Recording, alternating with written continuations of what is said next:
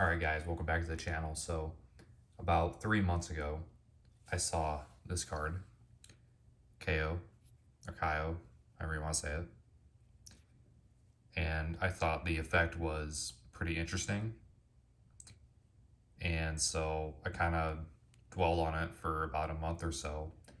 And then I saw a combo line in my head. And I was like, okay, I have to see if this actually works. And the funny thing is that this combo will work about 90% of the time.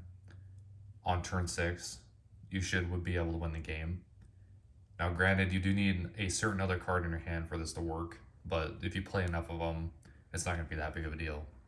So I'll get to that in a second, but anyway, let's check out what she does. When she enters, search your library for up to 3 instant cards, exile them, then shuffle. Pay X, tap it, cast a spell with mana value X from among them without paying its mana cost. You're basically paying the cost of the spell, but you pay, I guess, colorless for it, but that doesn't really matter because it's mono blue anyway. So here's what you do.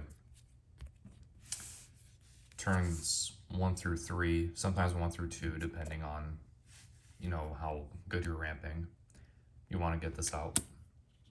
Enters. Search for 3 cards.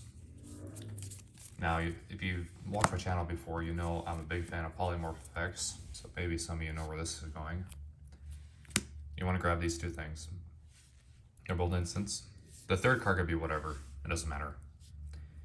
Literally does not matter. So, this makes, so on your next turn, you're going to upkeep, untap, draw, pass a turn.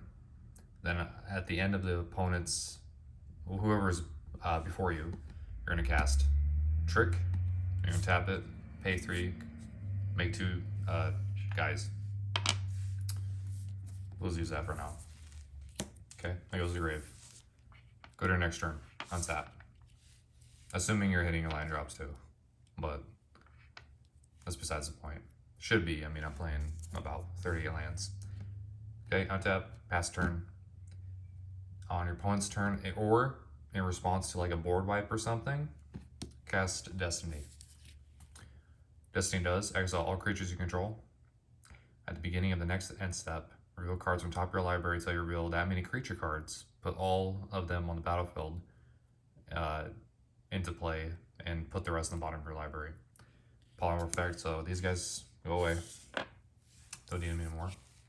Again, is at the opponent's end step.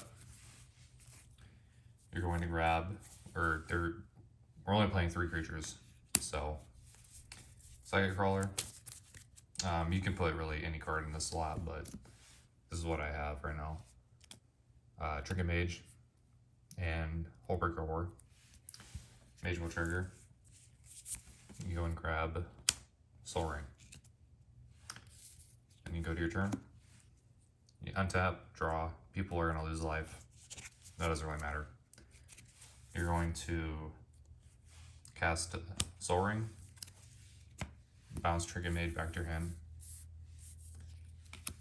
and then tap Soul Ring in a land, play Trinket Mage again,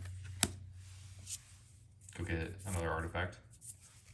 Doesn't matter what it is, it just needs to be 0 mana. This combo used to be a lot better when Mana Crypt was legal, but Soul Ring does the job. Even though I personally don't like Soul Ring that much, but whatever. Okay, cast Chalice for 0. And bounce Soul Ring back to your hand. So then we're going to do, his effect mainly is cast Soul Ring, and then bounce Chalice back to your hand. Tap, vote 2 colorless, and then you're going to cast Chalice again, bounce Soul Ring back to your hand. And then you're going to pay 1. Soul Ring, bounce Chalice back to your hand. Again, his effect. And then you're just going to keep doing that. You should be netting 1 colorless mana every time you do this, because 1 mana, that makes 2, and then 0 mana, then you cast this for 1 again. So you're going to be netting 1 colorless a lot. you're just gonna say, I have infinite mana, and you know, if somebody had a response, they would have responded by now. But anyway, I have infinite mana. Everybody's like, okay, sure, whatever. Infinite colorless mana. So now we're gonna do bounce Chalice back to your hand. Doesn't matter actually. Doesn't even matter what you bounce back to your hand at this point. You have infinite mana. You're actually gonna bounce Tricky Mage. That's on me. Bounce Tricky Mage. Cast it again. Cast them again. And you're gonna go get Urn of God of Fire. Pay 2 colorless. Add 1 mana of any color. That's how you get your blue mana. Again, Tricky Mage basically searches 3 win cons out of the deck. This is all one turn, by the way. Turn 6 or so. So, infinite blue mana. And then you're just going to cast this. X is 50. Any draw spell with X, target yourself. And then draw 50 cards, and then everybody dies to Crawler. Again, Glass Cannon combo, obviously. I mean, if they kill your commander at all, I mean, you're not out of the game, but you are going to be put into a pretty bad spot. But that is, and then obviously, like I said, 90% of the time on turn 6, you're going to win the game, assuming everything just goes right, in terms of like not a whole lot of interaction. The rest of the deck is basically just 1 mana, 2 mana counter spells, some 3 mana ones in there, and then as well as anything that makes a token, because sometimes you just get a card. Sometimes you just get Destiny in your hand, and you just don't even really need any other card. You just need like token makers. So anything that makes a token, that was some. Factory, you can get a 2/2 with it. There's no draw spell. I didn't realize this said each player draws X cards until like a couple games ago, but it's fine. Bounce permanent or non-permanent to owner's hand, mass 1, get a token. Bounce something, get a token. If you get staff, you don't really need your commander, assuming that you guys want to make this. Basically, it's just a lot of protection spells, stuff that make tokens, and I believe I have a backup win condition here in case things go wrong. The other thing you can do is just bounce everybody's stuff with Hullbreaker Horror. Hullbreaker Horror is incredibly strong and can win the game on its own in a lot of cases. It gets people who haven't played against it, I guess. People played against it, they know how to get around it.